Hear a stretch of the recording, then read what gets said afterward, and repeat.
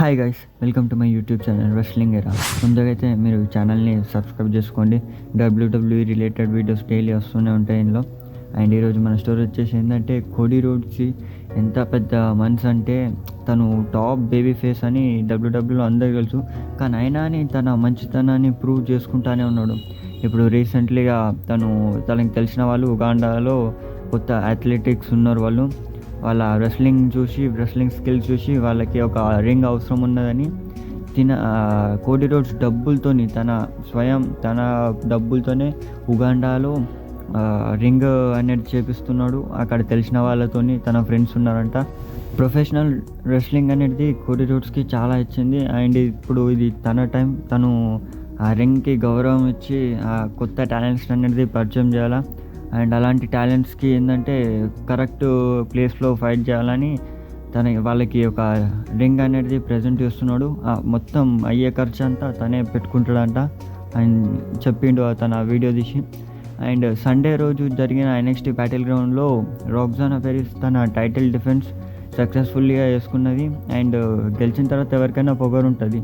And తను interview ఇస్తున్నప్పుడు CM Punk వస్తాడు. వచ్చి నువ్వు పొగరుగా ఉన్నావు, అది తక్కువ చేసుకో, రెస్పెక్ట్ యువర్ టైటిల్ని, ఆ టైటిల్ మీద ఫోకస్ పెట్టు అంటే Roxanne Perez thank you for advice, what a hypocritic అని ఇట్లా తనకి అన్నీ పోయింది.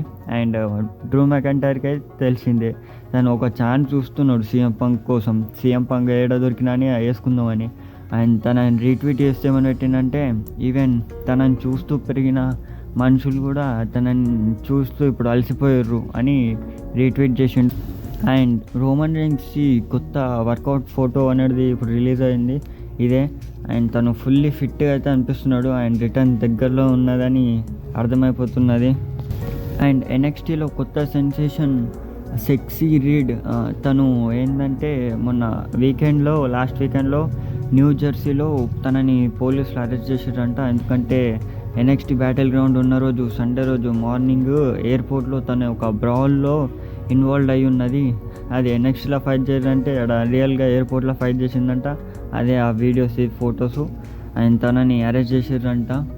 అండ్ నిన్న అండ్ ఈ మధ్య ఏదైతే డామినిక్ లైఫ్లో జరుగుతున్నదో తనని ఆ ఫీలింగ్స్ని ఉద్దేశించి తను ఈ గిఫ్ అనేది పెట్టిండు. ఏమనంటే what the F is going on అంట. తన ఏంటంటే లివ్ మోర్గన్తో ఎట్లా నడుస్తున్నదో అండ్ తనైతే ఎంజాయ్ చేస్తున్నాడు. What the F and going అని పెట్టిండని రియా రిప్లేతో స్టార్టింగ్లో. అండ్ ఇప్పుడు లివ్ మోర్గన్ ఏ జన్మలో ఏం పుణ్యం వేసుకున్నాడు, ఎంత అనుభవిస్తున్నాడు. అండ్ డ్రూ మెకంటైర్ తన లైఫ్లో వరస్ట్ మూమెంట్ అంటే ఏదంటే, ఎప్పుడైతే క్లాష్ ఆఫ్ ది క్యాసిల్లో 2022లో రోమన్ రీన్స్తో ఓడిపోయిండు. అది ఓడిపోయిన తర్వాత టైసన్ ఫ్యూరీతో ఆ పాట పాడిండు వాళ్ళది. అది ఒక వరస్ట్ మూమెంట్ అంట. అప్పటికే రోమన్ రీన్స్తో ఓడిపోయిన అనే బాధలో ఉన్నాడు. అండ్ ఇక ఆ పాట పాడి ఇంకా మూడ్ అనేది ఖరాబ్ చేసుకున్నాడంట అని ఇంటర్వ్యూలో చెప్పాను.